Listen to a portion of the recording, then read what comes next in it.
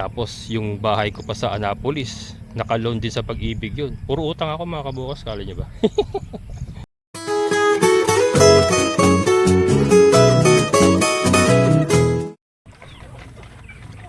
Ngayon naman po, yan, shoutout kay Sir J. Velasco. Isa po nating viewer na nakakuha po ng lote sa Phase 3, 300 square meter. So, siya rin po yung bumili nung no kambing nila Kuya Greg, yung aking finiture nung last vlog ko. Siya rin po ang kumuha nun mga kabokals. And then ito, kukunin niya po yung ating mga month old na sisiw. Ito mahigit na po isang buwan, pero inano ko na lang ng month old. So ito, bilangin natin yung babae. Ito babae. Yan babae. Yun natin pagkain. Ito kain. Bilangin natin yung babae. Ito babae. 1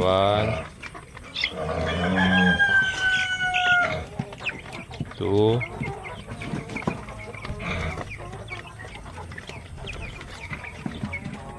3 4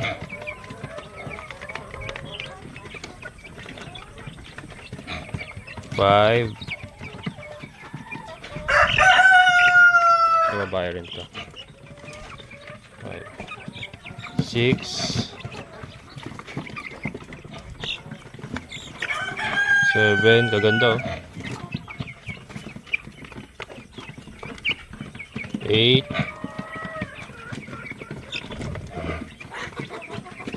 9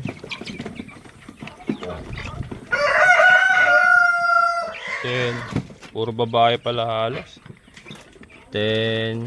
Ito not sure kung babae, parang tingin ko mga lalaki na po. Ayan. Ito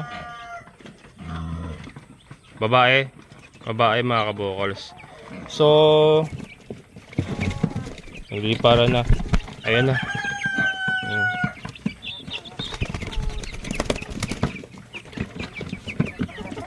Ito. Yan. So 3 4 5 6 7 8 9 10 11 po. 11 ang babae mga kabokals. Sir J. Yan. 1 2 3 4 5 6 7 8 9 10 11. Yan. 11 po Sir J ang babae. Balikan natin doon. So ito po ay 300 ang isa mga kabokals. 300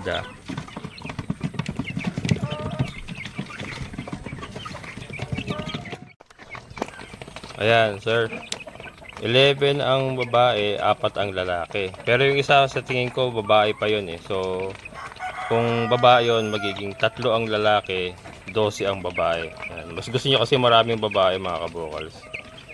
Ayan. Yung lalaki po, ano yun, kabir po. Kabir, yung mga lalaki mga kabir po yun. And then yung mga babae, mga cross decal brown Rhode Island po yun. So po pwede nyo pong ano yan, i-mate. Kasi wala pong inbreeding na mangyayari. Kasi hindi naman po sila related. Yung kabir pong mga lalaki, iba po yun. Magkaiba pong mga magulang nun. Ayan.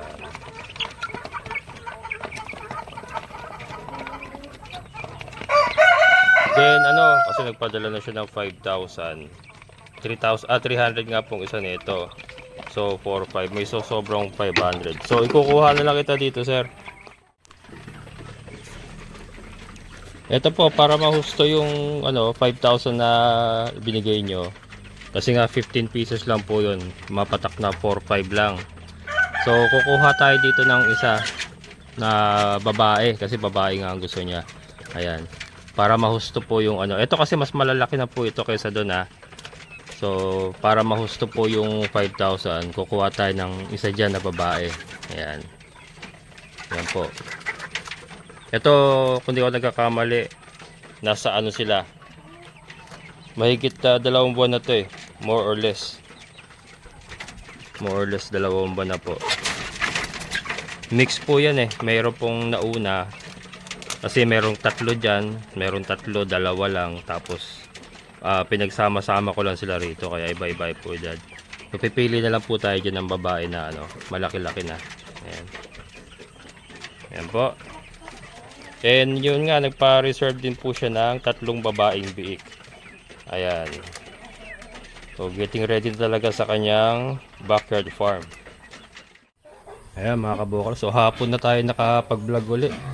So, yun. Kanina ko pinicture yung kayo na umaga yung mga sisiw nga.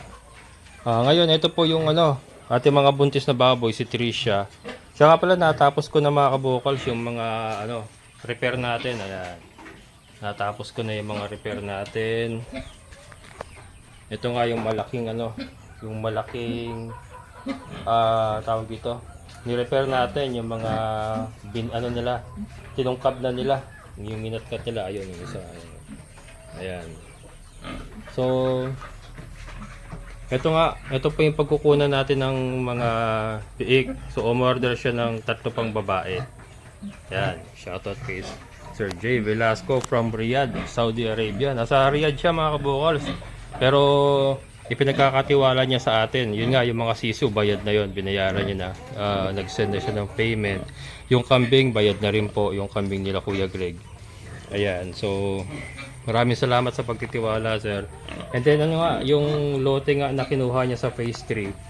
3 lote po yun. So yun, nagpadala lang din siya ng pera kay Ate Glenda. So yun, tiwala lang. So napapanood naman niya kasi yung ating vlog. So syempre, ano na rin, nakatulong na rin yun sa tiwala syempre kasi nakikita naman niya through our vlog. So yun, maraming salamat Sir J. Velasco. So ito sir, dito tayo kukuha sa dalawa na to. Ito kasi yung mga buntis ngayon. Si Tricia, ayan. Si Tricia at saka si Kimberly. So kung makita niyo mga kabukas, wala na pong tali si Kimberly at saka si Basha. Kasi si Basha, minomonitor ko pa kasi nga umulit maglandi, pinabulugan uli natin, minomonitor ko pa kung uulit siya. Pero yung dalawa, si Kimberly at saka si Tricia, ano na yan, positive na yan, buntis talaga yung dalawa na yan. Ayan. Maraming salamat. So 3 biik. Sabi ko nga kay sir, mga next month kasi ito mga kabukals ang due date ni Kimberly. Mauna si Kimberly. Nauna siya ng 2 weeks kay Tricia eh. So yan, dyan tayo kukuha ng para kay Sir J, 3 babae. Yan po. And so far okay naman yung ating mga ni-repair. Ayan oh. Wala namang silang tinutungkab na panibago. Ito mga kabukals, kasi may mga nagko-comment, sana daw pinormahan ko na lang ng plywood tapos binuhusan ko. Okay po yun mga kabukals, kaya lang tandaan nyo po, may baboy po sa loob. May baboy sa loob. So pagka pinormahan ko yan, syempre bebracean mo yan, tutukuran mo yan, aabutin po ng baboy. Wawasakin niya yung forma natin kasama yung pinaghirapan natin buhos. Yun po yung dahilan kung bakit hindi ko po pinormahan. Kasi may baboy tayo sa loob. Maabot po nila yung tukod. Hindi naman po tatayo ang forma kung walang tukod. Siyempre tutukuran mo, bibracean mo yan. Eh, may baboy nga sa loob eh. So yung pong logic doon, kaya po hindi po natin pinormahan yan. So yung mga kabukals, pakain lang tayo ng kambing, doon tayo magtapos. Yan Sir J, dito pa tayo kukuha kay Kimberly. Ayan, pinapakain natin ng darak sa mais yung ating mga kambing. Darak sa mais na may molasses at asin. Ayan, para sa minerals. Babae talaga to si Isay. Oy! Doon yung iba. Ito oh. Me. Oh, me. Dito. Me. Ito. Oh. Bayat Isay na yan eh. Yan. So baliktad, dati sa umaga tayo nagpapakain. Ayun sa hapon naman. Sa hapon. Kasi tinigil ko to mga kabukals. gawa nung nagkakos cutting nga tayo. Puro suga lang sila for siguro 1 month na ganun. Kaya lang napapansin ko si Chay nagpapadede kasi sa kasi Bambi nagpapadede. Namamayat mga kabokals eh. Kaya ibinalik ko, sinuplementohan ko uli. Hindi naman po pwedeng sila lang kakain kasi mag-aatungal itong iba. So kailangan lahat sila papakainin talaga. Ang ganda ng snow oh. Ito yung dalawang native na nabili natin sa kapatid ni Kuya Greg. Ayan. Maganda na rin, kaya lang hindi pa naglalandi. Are you landi?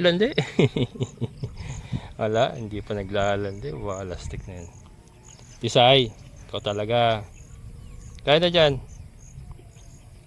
Ayan, kailangan talaga may suplemento mga kabokals. At least yan, darak sa mais saka molasses at asin lang.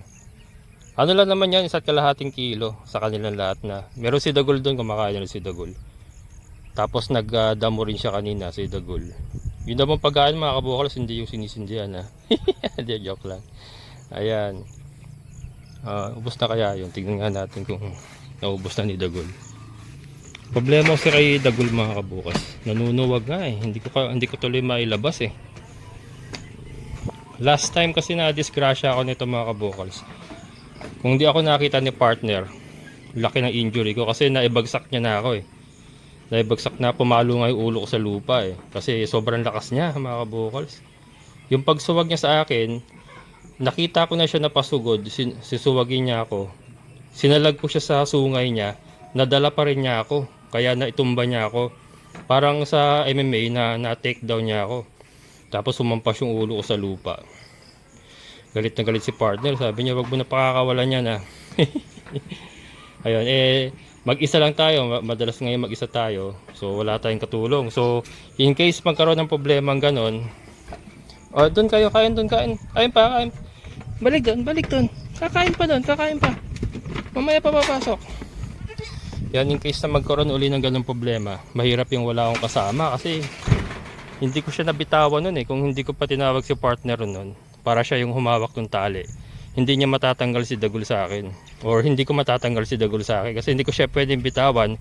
Pag binitawan ko siya, sisikwatin niya ako sa mukha kasi nga na-take down niya na ako eh. Nasa mukha ko na siya eh. Sisikwatin niya ako, so sa mukha ang tama, kaya yun. Medyo delikado. So yun ang yun ang pinagkumpisahan nung kaya hindi na natin inilalabas si Dagol. Yan, kaya gustuin ko man mga kabokals, ma-injure kami parehas eh. Kasi mamaya ma-injure niya ako, hindi ko makontrol yung sarili ko, masaktan ko rin siya. So diba? So para iwas na lang sa ganun, hindi ko na siya pinapakawalan, nilarasyonan na lang natin ng pagkain. Ayan, so ikaw, kumain ka doon, ang payat-payat mo. Dali, kain na doon. Pupurgahin na kita. Pupurgahin pa pala natin yun. Pupurgahin ko na ito, malapit na. Kasi malalaki naman na sila malalaki na yung mga anak niya. Isa lang pala. si Sarsi lang pala ang anak niya. Ayaw mo na? Gusto mo na pumasok? Kain pa doon, dali. Pag yun na inubos yan, bigay ko kay Dagol lahat yan. Iubusin nila yung mga kabokals. Sarap nga. Pumasok eh. Pangpasok niya minsan tutuloy dun sa sa loob uli. Dun manginginaan yung mga Madre de Agua titirahin. Yun ang yun ang gusto niya eh. Yan, so kahapon maulan. Ay sorry, madilim. Yan, kahapon maulan. Ngayon medyo umaraw naman na. Umaraw na uli. Ito nga pala, bumagsak mga kabokals. Ayusin ko pa. Bumigay yung natin. Ayun yung pako. Yung pako saka yung alambre bumigay. Kaya bumagsak yung patungan. So para ayusin niya, kasi mabigat eh. Hindi ko maitaas eh. Tatanggalin ko lahat. Tatanggalin ko lahat saka ikakabit. Pero magagamit yan kasi magpo-poste ako ng net para dun sa ating free range na manok dun sa sa gitna. So magagamit yung iba niyan. Mababawasan na rin. Ayan. So yun, natapos ko na yung yung pagre-repair ng kulungan ng baboy, ready for delivery na sila, ready for panganak na.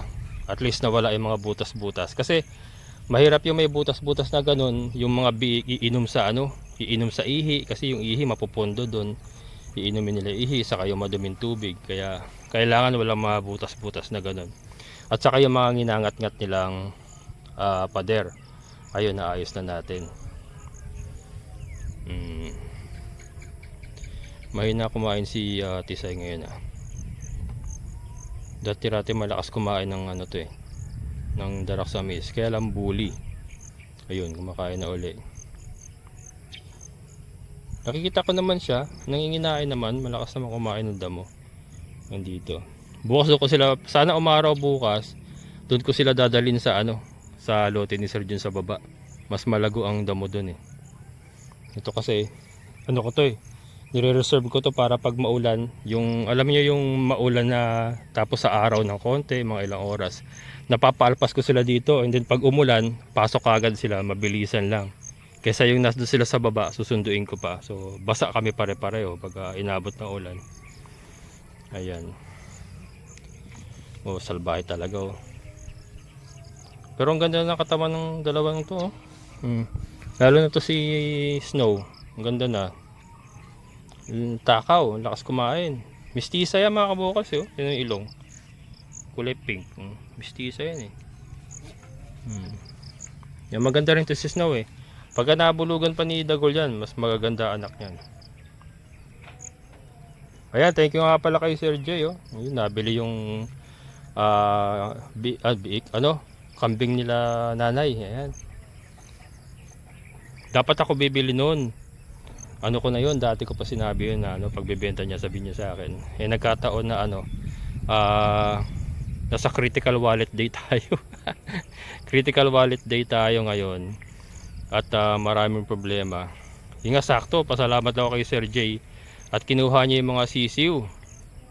Kasi enrollment nung bunso ko, nursing mga kabukalis. Isa yun sa pinoproblema ko. Kaya ako napapansin nyo, pinagbebenta ko yung mga manok ng nakaraan, yung mga oriental fowl, pinagbebenta ko lahat yun. Iniipon ko yung pang tuition ni bunso. So at least yun, napunan na yung at least yung pang enroll lang niya. And then ano naman yun, installment basis naman yun, 68,000 mga kabukal. So installment yung kada yung prelims, midterms, ganun. Unti-unting bayaran. Pero nairaraos ko naman kasi 1 year na lang mga kabukals, 4th year yung anak ko graduating na yan. So isang kembot na lang. Pagka nakatapos siya, ayahay na. Medyo belong-belo na ako. Kasi iba yung iba yung may binabayaran ka tuition, katulad niya 68,000 First sem lang yan ng 4th year nursing. So medyo mabigat, pero yun nga, pag natapos siya 4th year naman so konting kembot na lang. Ayan, makakabuelo na tayo. So yung kinikita natin sa YouTube, kinikita natin dito sa ating munting alagaan, medyo masisave na natin. Ayan, kasi syempre bukod sa binabayaran kong tuition, naguhulog pa tayo sa lupa. 12,000 ang bayad natin dito monthly sa ating lupa. Tapos yung bahay ko pa sa Annapolis, naka-loan din sa Pag-ibig yun. Puro utang ako mga kabukas, kala nyo ba?